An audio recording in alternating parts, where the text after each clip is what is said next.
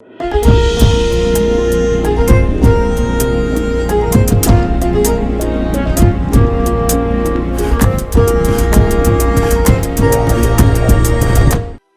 ቤተሰቦች ከፈታ ዴሊ ከበረ ሰላምታ ይድረሳችሁ። የዕለተ ማክሰኞ የረፋድ ጥንቅራችንን ይዘን ተገኝተናል። ለሰዓቱ የመራረጥንላችሁን መረጃዎች በቅድሚያ በማስተዋወቅ እንጀምራለን። ውድ ቤተሰቦች ቪዲዮዎቻችን እንዲደርሷችሁ ላይክ እና ኮመንት እንዲሁም ሼር በማድረግ ለሌሎች እንዲደርስ እንድታደርጉ በአክብሮት እንጠይቃለን። እናመሰግናለን። እንደ አዲስ ባየለ የሰሜን ውጥረት ባለድርሻ የሆኑት አዲስ አበባና መቀሌ በድጋሚ ለመወያየት ፍላጎት እንዳላቸው ፍንጭ መስጠታቸው ይታወሳል። አሁን ማን ያደራድራቸው የሚል ጥያቄ የተነሳ ሲሆን በቀድሞ ድርድሩ ሚና የነበራቸው ጥቆማ ሰጥተዋል። ጉዳዩን የተመለከተ ዘገባ ይዘናል። አንድ ከፍተኛ ሀገራዊ ኃላፊነት የተሰጠው ተቋም አመራር ከነበሩት ኃላፊዎች መካከል አንዷ ኃላፊነታቸውን ለቀዋል። ማንና በምን ጉዳይ የሚለውን የምንመለከት ይሆናል። ጠቅላይ ሚኒስትር አብይ አህመድ የተገኙበትንና ኢሳያስ ደግሞ መልእክት የላኩበትን አንድ ዕለታዊ መረጃን ማካተናል። በተጨማሪም ከወታደራዊ አፈሳ ጋር እየተሰማ ያለውን ሌላ ተቃውሞ፣ በትግራይ አንድ ግዙፍ ፋብሪካ ስራ ማቆሙን፣ አንድ አመራር ከስራ እንዲለቁ መደረጉንና በአሜሪካ በኢትዮጵያ ኦርቶዶክስ ተዋሕዶ ቤተክርስቲያን ላይ ከባድ የቃጠሎ አደጋ መድረሱን ጭምር አካተን የምንዳስስ ይሆናል። መልካም ቆይታ። አሁን በቀጥታ ወደ ዝርዝሮቹ። ካንጋሮ ሪል ስቴት በወለል አንድ ቤት ብቻ የሆኑ G+4 አፓርትመንት ከቦሌ በ5 ደቂቃ ርቀት በምትገኘው ቦሌ ቡልቡላ አቀረበ። ግንባታቸው 70% የደረሰና በአንድ ዓመት የሚረከቧቸውን ባለ 2 መኝታ 107 ካሬ 4 ሚሊዮን 30% ቅድመ ክፍያና በ13.6 ሚሊዮን ብር ሙሉ ክፍያ እንዲሁም ባለ 3 መኝታ 130 ካሬ 4.7 ሚሊዮን 30% ቅድመ ክፍያና በ15.6 ሚሊዮን እስከ 16.3 ሚሊዮን ብር ሙሉ ክፍያ የራሱ ያድርጉ። ካንጋሮ ሪል ስቴት ለ50 ዓመታት በስኬታማ የቢዝነስ እንቅስቃሴዎች የሚታወቀው ግዙፍ የካንጋሮ ኢንዱስትሪያልስ እህት ኩባንያ ነው። ለበለጠ መረጃ 0964 25 29 ይደውሉ። ህወሓት መሲልካ ህወሓት ንምፍራስ ብዙሕ ነገር ይተሰሪሕ ኢህአዴግ መሲልና ኢህአዴግ አፍሪስናዮ ይሉ ብዕለ አሚኑ እንዲ አብይ ህወሓትንና መንግስትን ለማደራደር እንደ አዲስ ባየለው የሰሜን ውጥረት ባለድርሻ የሆኑት አዲስ አበባና መቀሌ በድጋሚ ለመወያየት ፍላጎት እንዳላቸው ፍንጭ መስጠታቸው ይታወሳል። ጠቅላይ ሚኒስትሩ በቅርቡ በነበራቸው የፓርላማ ቆይታ ህወሓት አመሉን ካሻሻለ ለመደራደር እንደሚችል ገልጸው ነበር። እንዲሁም የህወሓት ምክትል የሆኑት ፈትለወርቅ ከአዲስ አበባ ውጭ በሶስተኛ ሀገር ንግግር ሊኖር እንደሚችል ጠቁመው ነበር። ሆኖም በትግራይ በኩል ፈጥቶ የወጣው የወታደራዊ አፈሳና ድርጊቱ ጦርነቱን ድጋሚ ቀስቅሶ ሌላ ዙር እልቂት እንዳያስከትል አስግቷል። አሁን ማን ያደራድራቸው የሚለው ጥያቄ የተነሳ ሲሆን በቀድሞ የፕሪቶሪያ ስምምነት ጉልህ የጀርባ ሚና የነበረው ግለሰብና አንድ ድርጅት በጉዳዩ ከሰሞኑ አስተያየት ሰጥቷል። በጊዜው ንግግሩን በአሜሪካውያን በኩል ከጀርባው ነው ያገዙት አሜሪካዊው ፔተን ክኖፍ የኢትዮጵያ ፌዴራል መንግስትና ህወሓት በፕሪቶሪያ የተፈራረሙት ግጭት የማቆም ስምምነት ትልቅ ስኬት መሆኑ መዘንጋት የለበትም ሲሉ መናገራቸውን የዶቼ ቬሌ ዘገባ አመልክቷል። አሁን ላይ ግጭቶችን ለመቀነስ ፖለቲካዊ ውይይቶችን የሚያመቻች ዳያሎግ አድቫይዘሪ ግሩፕ የተባለ ገለልተኛ ድርጅት ከፍተኛ አማካሪ የሆኑት ፔተን ክኖፍ በ2013 ጦርነት የገጠሙትን የኢትዮጵያ ፌዴራል መንግስትና ህወሓትን ለማደራደር ግፊት ስታደርግ ምክትል ልዩ መልእክተኛ ነበሩ። ባለፈው ሳምንት ዘሆርን በተባለው ፖድካስት ከክራይሲስ ግሩፕ የአፍሪካ ቀንድ የፕሮጀክት ዳይሬክተር ከሆኑት አለን ቦዝዌል ጋር ባደረጉት ቃለ መጠይቅ የፕሪቶሪያን ስምምነት በዘመናዊ ኢትዮጵያ ታሪክ ለመጀመሪያ ጊዜ ግጭት በድርድር የተቋጨበት እንደነበር ተናግረዋል።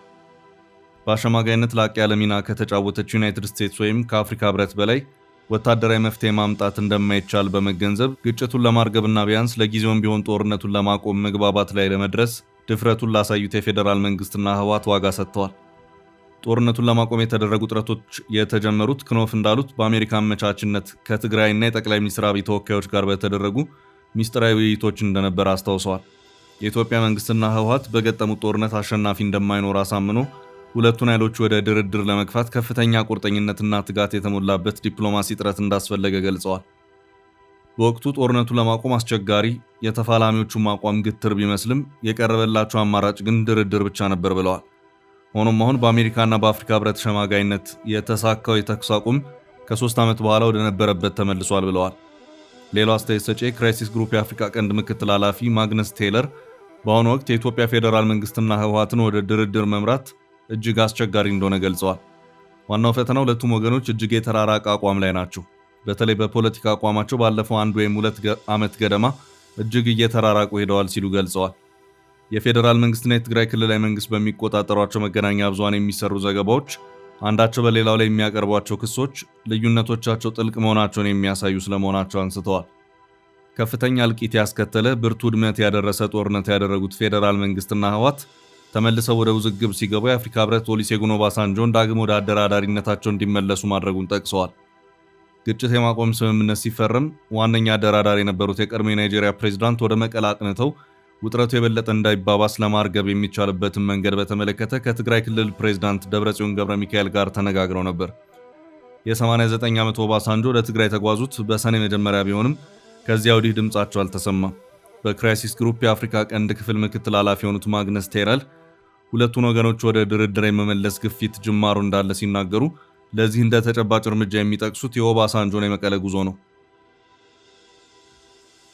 የቀድሞ የናይጄሪያ ፕሬዝዳንት የሚመራው የአፍሪካ ህብረት የማሸማገል ጥረት የአውሮፓ ህብረትና አሜሪካን ጨምሮ ከዓለም አቀፉ ማህበረሰብ አዎንታዊ ድጋፍ ያገኘ ነው ብለዋል።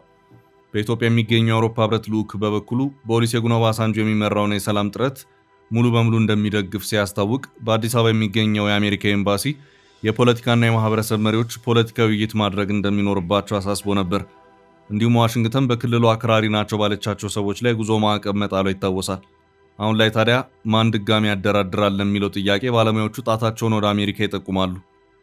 ግጭት የማቆም ስምምነት ሲፈረም ቁልፍ ሚና የነበራት ዩናይትድ ስቴትስ እንደነበረች ያነሱት በድርድሩ ሚና የነበራቸው አሁንም በፌዴራል መንግስቱ ላይ ባላት ተሰሚነትና ከህወሓት ባላት ግንኙነት አሁንም አዎንታዊ ሚና ልትጫወት ትችላለች ብለዋል።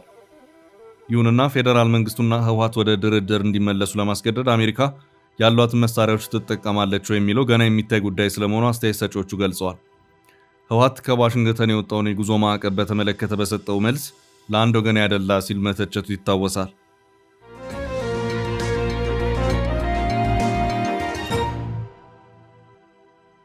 ወደ ቀጣይ ርዕስ ተሻገርን። ኢሳያስ መልእክት ላኩ፣ ጠቅላዩ ተገኙ። ጠቅላይ ሚኒስትር አብይ አህመድ ተገኝተዋል። ፕሬዝዳንት ኢሳያስ አፈወርቂ ደግሞ መልእክቱ ይድረስልኝ ብለዋል። የቀድሞ የኳታር መሪ ሼክ ሐመድ ቢን ኻሊፋ አልታኒ በ74 ዓመታቸው ከዚህ ዓለም በሞት መለየታቸውን ተከትሎ መሪዎች ሐዘናቸውን ለመግለጽ ወደ ዶሃ እያመሩ ነው። አንዳንዶችም በደብዳቤ ሐዘናቸውን እየገለጹ ነው። ጠቅላይ ሚኒስትር አብይ አህመድ በኳታር ዶሃ በመገኘት ሐዘናቸውን ገልጸዋል። ፕሬዝዳንት ኢሳያስ አሁን ኳታርን እያስተዳደሩ ላሉት የኳታሩ ኤሚር ሼክ ታሚም ቢን ሐማድ አልጣኒ የሐዘን መግለጫ ይድረስልኝ ማለታቸውን የሀገሪቱ ማስታወቂያ ሚኒስትር አስታውቋል። ጠቅላይ ሚኒስትር አብይ በማህበራዊ ገጻቸው ባሰፈሩት ጽሑፍ ኳታርና አፍሪካ ከብልህ መሪዎች አንዱን አጥተዋል ብለዋል። በተለይም በአፍሪካ ቀንድ ግጭቶች እንዲፈቱ፣ ሰላም እንዲሰፍን አስተዋጽኦ እንዳደረጉና ለድርድር መሰረት እንደጣሉ ጠቅሰዋል። ፕሬዝዳንት ኢሳያስ አፈወርቂም በሼህ ሐማድ ቢን ህልፈት የተሰማኝን ጥልቅ ሐዘን ገልጻለሁም ብለዋል። አሁን ያለችውን ኳታር እንደመሰረቱ የሚነገርላቸው ሼህ ሐማድ በቤተሰብ በውርስ ስልጣን ኳታርን ሲያስተዳድሩ የነበሩ ሰው ናቸው። የኳታር መሪ በአውሮፓውያን 2013 ኢትዮጵያን መጎብኘታቸው ይታወሳል። ሼክ ሐማድ ከዚህ ቀደም በኢትዮጵያ ጉብኝት አድርገውም ነበር።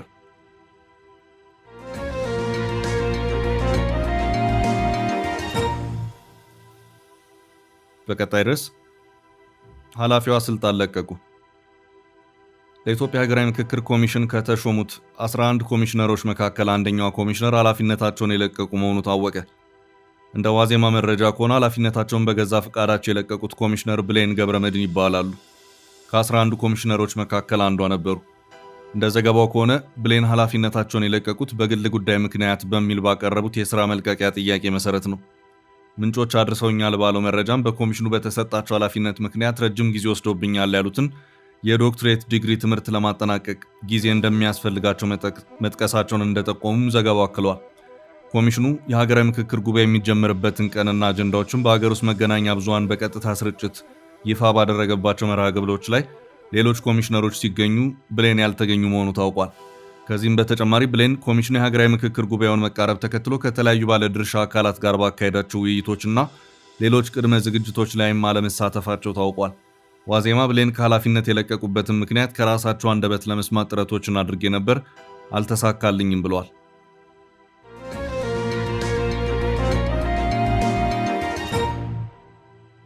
በቀጣይ ርዕስ በትግራይ ግዙፉ ፋብሪካ ከምርት ውጭ ሆነ። በትግራይ ግዙፍ ከሚባሉት የክልሉ ፋብሪካዎች መካከል አንደኛው ሙሉ በሙሉ ከምርት ውጭ መሆኑ ታወቀ። ይህ ግዙፍ ፋብሪካ መሶቦ ሲሚንቶ ፋብሪካ ሲሆን ፋብሪካው ከምርት ስራ ውጭ ያደረጉት በርካታ ምክንያቶች መኖራቸውም ታውቋል።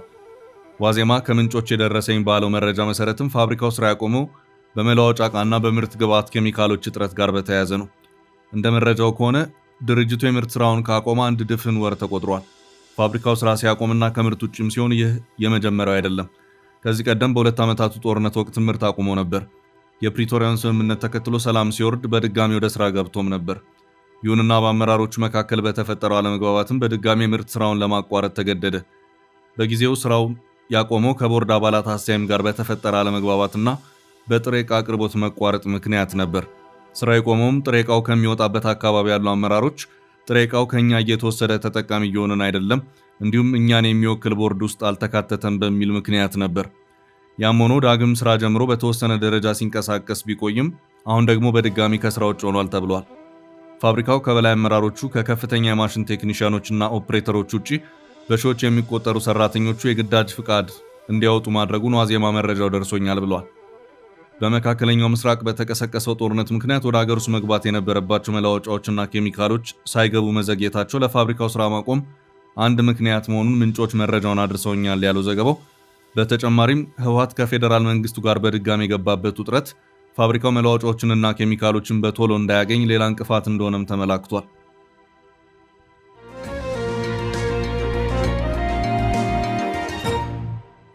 በቀጣይ መረጃ ህወሓት ላይ ከመቀሌ የተሰማው ተቃውሞ። ህወሓት ላይ እየተሰሙ ያሉ ተከታታይ ተቃውሞዎች እንደቀጠሉ ነው። ከወታደራዊ አፈሳ ጋር ተያይዞ ዓለም አቀፍ ጫና ሲሰነዘርበት የቆየው ህወሓት ብርቱ ተቃውሞ ከመቀሌ ተሰምቶበታል። በትግራይ ክልል አስገዳጅ ወታደራዊ ምልመላና አዲስ የጦርነት ስጋት መኖሩን ሳልሳይ ወያነ ትግራይ አስታውቋል። በትግራይ ክልል በህወሓት እየተተገበረ ያለው አስገዳጅ የጦር ሰራዊት ምልመላና አፋኝ ህጎች በክልሉ ህዝብ ላይ ከፍተኛ የስነ ልቦና ጫናና ፍርሃት እየፈጠሩ መሆኑን ፓርቲው በመግለጫው አመልክቷል። ሳልሳይ ወያነ ትግራይ ሳወት ባወጣው ይፋዊ መግለጫ ይህ ድርጊት መሰረታዊ ሰብአዊ መብቶችን በከፍተኛ ደረጃ የሚጥስ ከመሆኑም በላይ ቀጠናውን ወደ ሌላ አስከፊ ጦርነት ሊመልሰው የሚችል አደገኛ ምልክት ነው ብሏል። የሰብአዊ መብት ተሟጋች ድርጅቶች በክልሉ ያለውን ተጨባጭ ሁኔታ በቅርበት እንዲከታተሉትና ድምፃቸውን እንዲያሰሙም ፓርቲው ጥሪ አቅርበዋል። ፓርቲው እንዳመለከተው ለዚህ ወቅታዊ ቀውስ መባባስ ዋነኛው መንስኤ በሀገሪቱ ህገ መንግስታዊ ማዕቀፍ ውስጥ ለፖለቲካዊ ልዩነቶች እልባት አለመሰጠቱ ነው። ሳልሳይ ወያነ ትግራይ አክሎም የኢትዮጵያ ፌዴራል መንግስት የትግራይ መዋቅራዊ የሆኑ ግዛቶችን ይዞ መቆየቱ ለሰላሙ ትልቅ እንቅፋት ሆነዋል ሲል እንዲሁ ከሷል። ከዚህ በተጨማሪም በጦርነቱ ምክንያት የተፈናቀሉ ዜጎችንና ስደተኞችን በደህንነት ወደ ቀደመ ቀያቸው እንዲመለሱ አለማድረጉ ለተደጋጋሚ ጦርነት ስጋት መንስኤ መሆኑን ዘገባው አመልክቷል። ሳልሳይ ወያነ በህወሓት እየተካሄደ ያለውን አስገዳጅ ወታደራዊ ምልመላና በሲቪል ዜጎች ክብር ላይ የሚፈጸሙ ማናቸውንም ጥሰቶች በጥብቅ አውግዟል። ቀውሱን በዘላቂነት ለመፍታት ሁሉም የሚመለከታቸው አካላት ህገ መንግስቱን እንዲያከብሩ፣ የሲቪል ዜጎችን ደህንነት እንዲጠብቁና ለፖለቲካዊ ልዩነቶቻቸው ሰላማዊና ህጋዊ የሆኑ አማራጮችን ብቻ እንዲከተሉ ሲል ፓርቲው ከመቀለ ባወጣው መግለጫ አስቸኳይ ጥሪ አስተላልፏል። በሌላ በኩል በትግራይ ክልል ውስጥ የግዳጅ ወታደራዊ ምልመላ እየተካሄደ ነው በሚል ከተለያዩ የተቃዋሚ የፖለቲካ ፓርቲዎችና ከዓለም አቀፍ ተቋማት የሚሰነዘረውን ወቀሳ የህዝባዊ ወያነ ሓርነት ትግራይ ህወሓት አመራር በጽኑ ሲያስተባብል ቆይቷል። ህወሓት በክልሉ ለተፈጠረው አዲስ የሰላም ስጋትና ወታደራዊ ዝግጅት የፌዴራል መንግስቱን ተጠያቂ ያደርጋል።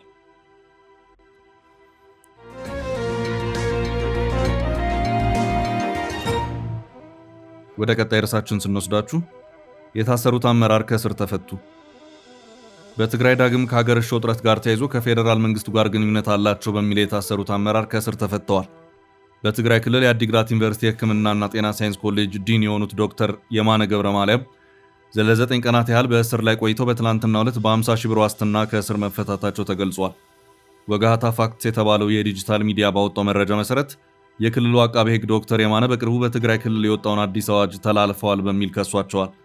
ይህ የተጠቀሰው አዋጅ እንደ ጥፋቱ ክብደት ከ15 ዓመት እስራት እስከ ሞት ቅጣት ሊያደርስ የሚችል ከባድ ድንጋጌዎችን የያዘ መሆኑን የዶክተር የማነ ጠበቃ አስረድተዋል። ዶክተር የማነ መጀመሪያ ላይ በቁጥጥር ስር በዋሉበት ወቅት ፖሊስ ከተጠርጣሪው ጋር በተያያዘ ተጨማሪ ምርመራ ለማድረግ የ14 ቀናት የጊዜ ቀጠሮ ጠይቆ የነበረ ሲሆን የቀረበባቸውም ክስ ከኢትዮጵያ ፌዴራል መንግስት እንዲሁም በአፋር ክልል መሰረቱን ካደረገውና የትግራይ ሰላም ኃይል ተብሎ ከሚጠራው የትግራይ መከላከያ ኃይል ቲዲኤፍ ተገንጣይ ቡድን ጋር ግንኙነት አላቸው የሚል እንደነበር ጠበቃቸው ገልጸዋል። ይህ በእንዲህ እንዳለ የዶክተር የማነ መታሰር በትግራይ ክልል ውስጥ ባሉ የሲቪክ ማህበራት ዘንድ ከፍተኛ ተቃውሞ አስነስቶ የነበረ ሲሆን የትግራይ ሕክምና ማህበርና የአዲግራት ዩኒቨርሲቲ መምህራን ማህበር ስርዓቱን ያለ አግባብ የተፈጸመ ሲሉ አውግዘውት ነበር። በዚህም በትግራይ ክልል ውስጥ ያለው የፖለቲካ ውጥረትና የሰብአዊ መብቶች አያያዝ ሁኔታ በሲቪክ ማህበራትና በተለያዩ ወገኖች ዘንድ ከፍተኛ መነጋገሪያ ሆኖ ቆይቷል።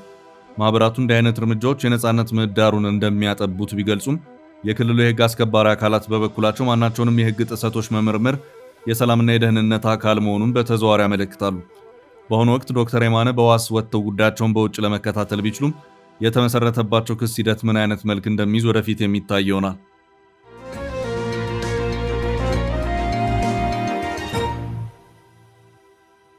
ወደ ቀጣይ መረጃችን ተሻገር። በአሜሪካ የኢትዮጵያ ቤተክርስቲያን ተቃጠለ። በአሜሪካ በኢትዮጵያ ኦርቶዶክስ ተዋሕዶ ቤተክርስቲያን ላይ ከባድ የቃጠሎ አደጋ መድረሱ ተሰምቷል። ይህንን አሳዛኝ ክስተት ተከትሎ አፋጣኝ ጥሪ ቀርቧል። በትላንትናው ዕለት ሰኞ ረፋድ ላይ በሚኒሶታ ግዛት ሮዝማውንት በተባለች ከተማ የሚገኘው ደብረ ብስራት ቅዱስ ገብርኤልና ቅድስት አርሴማ የኢትዮጵያ ኦርቶዶክስ ተዋሕዶ ቤተክርስቲያን ላይ ከፍተኛ የቃጠሎ አደጋ ተከስቷል። በአሜሪካ የሚገኘው KSTP የዜና ማዕከል እንደዘገበው የአደጋ ጊዜ ጥሪው ለደህንነት አካላት የደረሰው ረፋድ 5 ሰዓት ገደማ ሲሆን ስፍራውም በ3200 ብሎክ 144ኛ ስትሪት ዌስት ላይ የሚገኝ የጸሎት ቤት ነው። ክስተቱን ተከትሎ የሮዝማውንት ከተማ ፖሊስና የአፕል ቫሊ የእሳት አደጋ መከላከያ ቡድኖችን ጨምሮ በርካታ የአደጋ ጊዜ ደራሽ ኃይሎች እሳቱን በቁጥጥር ስር ለማዋል በቦታው ተሰማርተው ሰፊ ርብርብ አድርገዋል። የከተማ ፖሊስ መምሪያ ስለ አደጋ ሁኔታና ስለደረሰው ጉዳት መጠን ለህዝብ ማብራሪያ ሰጥቷል። እንደ ፖሊስ መግለጫ ከሆነ እሳቱ በህንፃው ላይ በተነሳበት ወቅት በአምልኮ ቦታ ውስጥ ምንም አይነት ሰው እንዳልነበር ገልጿል። የእሳት አደጋ ተከላካዮች በህንፃ ውስጥ የተጎዳ ሰው አለመኖሩን ለማረጋገጥ ጥልቅ ፍተሻዎችን ሲያካሂዱ ውለዋል። ከውጭ በኩል የተመለከቱ የአካባቢው አይን እማኞች እንደገለጹት በቤተ ክርስቲያኑ የላይኛው ጣሪያ ላይ በቃጠሎ ምክንያት የፈረሰና በጣም የከፋ ውድመት አደጋ መድረሱን በግልጽ ይታያል። ይህ በቅርቡ በስደት በሚኖሩ ኢትዮጵያውያን ተገዝቶ ተመርቆ የነበረው የሃይማኖት ተቋም ህንፃ የደረሰበትን የቃጠሎ አደጋ ሙሉ በሙሉ ለማጥፋት በርካታ የጸጥታና የእሳት አደጋ ባለሙያዎች በቦታው ተገኝተው ስራቸውን አከናውነዋል። በአካባቢው ያሉ መንገዶች ለጊዜው ተዘግተው የቆዩ ሲሆን ስለ አደጋው መነሻ ምክንያትና ስላስከተለው አጠቃላይ የንብረት ውድመት መጠን ዝርዝር መረጃዎችን ለማግኘት የከተማው ፖሊስ ሰፊ ምርመራ እያደረገ መሆኑን አስታውቋል። ይህን ቤተ ክርስቲያን መልሶ ለመገንባትም ጥሪ ቀርቧል።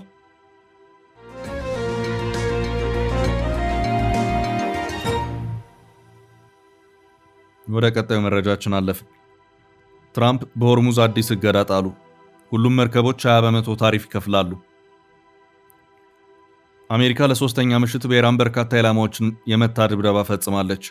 በአየርና በባህር የተቀናጀ ጥቃት ኢራን ላይ መሰንዘሩን ሴንትኮም ይፋ አድርጓል። በጦርነት ዘመቻው ለመጀመሪያ ጊዜ በዚህ ጥቃት ሰው አልባ የባህር ጀልባ ድሮኖች በኢራን የባህር ወሽመጦች ኢላማ እንዲመቱ መሰማራታቸውን እዙ አክሏል። ይህ በእንዲህ እንዳለ ፕሬዚዳንት ትራምፕ ከተኩስ አቁም በፊት የነበረውንና በሆርሙዝ በኢራን የመርከቦች እንቅስቃሴ ላይ ጥለውት የነበረውን እገዳ መልሰዋል። የባህር እገዳው መመለሱን ይፋ አድርገዋል። ትራምፕ አሜሪካ የሆርሙዝ ሰርጥ ጠባቂ አድርገው የሚያወጁ ሲሆን በዚህም ለሆርሙዝ ሰርጥ ደህንነት ጥበቃ ሲባል በሰርጡ የሚተላለፉ የማንኛቸውንም ሀገራት መርከቦች አሜሪካ 20% ክፍያ እንዲፈጽሙ ማዘዛቸው ተሰምቷል። ኢራን በበኩሏ ከራሷ ውጭ ማንም የሆርሙዝ ሰርጥ ደህንነት ጠባቂ እንደማይሆን እየገለጸች ትገኛለች። ሴንትኮም በሶስተኛ ምሽት የፈጸመው ጥቃት ትላንት የተፈጸመ ሲሆን በኢራን ጦር ላይ ከበድ ያለ ኪሳራ አስከትያለሁ ብሏል። የወታደራዊ መሰረተ ልማቶች፣ የአየር መከላከያ ስርዓቶችና የባህር ሰርጥ የራዳር ስፍራዎችን ማጥቃቱን ገልጿል። ትራምፕ በሆርሙዝ ሰርጥ የ20 በመቶ የማለፊያ ክፍያ ማወጃቸውን የገለጹት በራሳቸው ትሩዝ ሶሻል ማህበራዊ ገጽ ነው። አሜሪካውን የሆርሙዝ ሰርጥ ጠባቂ ናት ሲሉ ማውጀዋል። ሁሉም በሰርጡ የሚያልፍ ጭነት 20 በመቶ እንደሚቀረጥም ነው የገለጹት።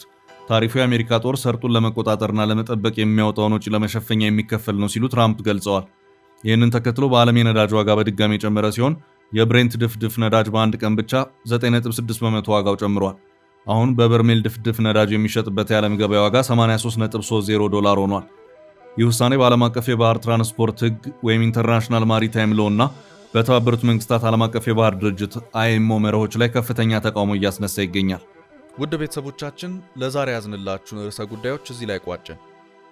ላይክ፣ ሼር እና ኮሜንት በማድረግ ለቻናላችን ድጋፋችሁን መግለጽ እንዳትዘነጉ እያልን ከሌሎች መረጃዎች ጋር ደግመን እስክንገናኝ ቸር ያሰማን ስንል ተሰናበትን።